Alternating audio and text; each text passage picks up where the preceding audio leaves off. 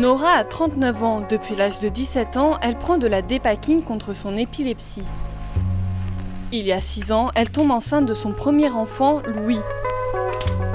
Mais un an après sa naissance, en 2011, Nora commence à avoir des doutes sur le développement de son enfant.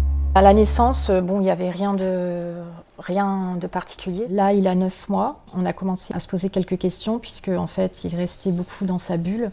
Il n'interagissait pas vraiment. Aujourd'hui, Louis a 5 ans et demi. Contrairement aux enfants de son âge, il a du mal à s'exprimer et peine à se faire comprendre.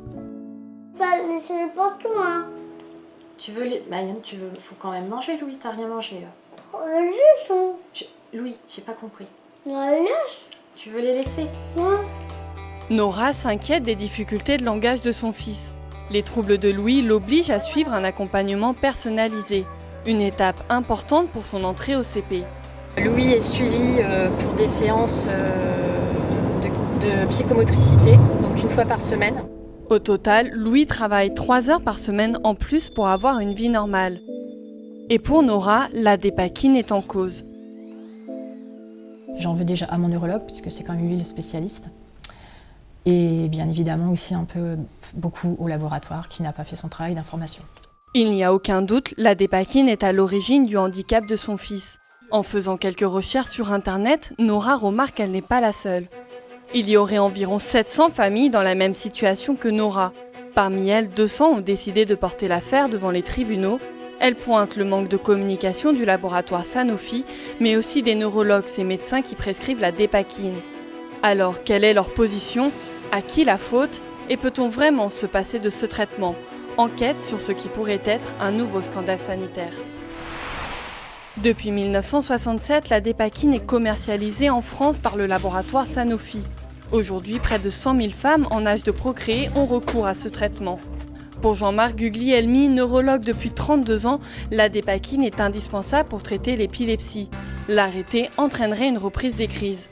Quand vous avez une crise, en fait, vous perdez connaissance, donc vous tombez et vous vous faites mal. Donc vous pouvez vous fracturer, avoir une fracture du crâne, vous pouvez vous fracturer une jambe. Depuis mai dernier, l'Agence française du médicament recommande la signature d'une décharge auprès des patientes. L'objectif, s'assurer qu'elles soient au courant des risques liés à la dépakine. Pour le moment, tous les médecins n'adhèrent pas à ce nouveau formulaire.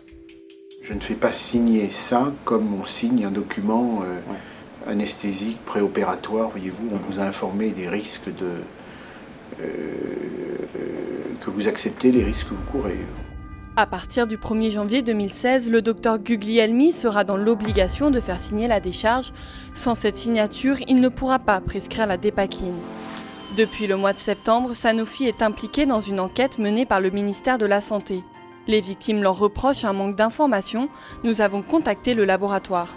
Oui, madame, bonjour. Je suis Fawes Tefaï. Voilà, je fais un reportage sur la dépakine. J'ai rencontré des familles, des neurologues et voilà, il me manquait Sanofi. Non, alors on ne communique pas. Depuis la commercialisation du médicament en 1967, le laboratoire ne s'est jamais prononcé sur les effets indésirables. Je vais vous renvoyer vers notre site. Alors en fait, moi j'avais déjà fait une demande, on m'avait envoyé une fiche de présentation de la dépakine. Et sur internet, le seul communiqué de presse qu'il y a date de mai 2015, donc avant que l'enquête soit diligentée par le ministère de la Santé. Il n'y a rien à propos de l'enquête. Mais notre réponse, c'est qu'il y a sur notre site toutes les informations que nous diffusons. Sanofi nie toute responsabilité et pointe du doigt les professionnels de santé. Sanofi a toujours, sous le contrôle des autorités de santé, respecté ses obligations d'information auprès des professionnels de santé et des patients. En France, c'est le CRAC, le Centre de référence des agents tératogènes, qui est chargé de la prévention concernant les molécules dangereuses pour le fœtus. Elisabeth Éléphant, responsable du centre, a mis en lumière les risques de troubles du développement chez l'enfant. Malgré de nombreuses études, le médicament a continué d'être prescrit. Étant un médicament très important pour les neurologues ont mis pas mal de temps avant d'accepter la réalité de l'impact de ce traitement à distance.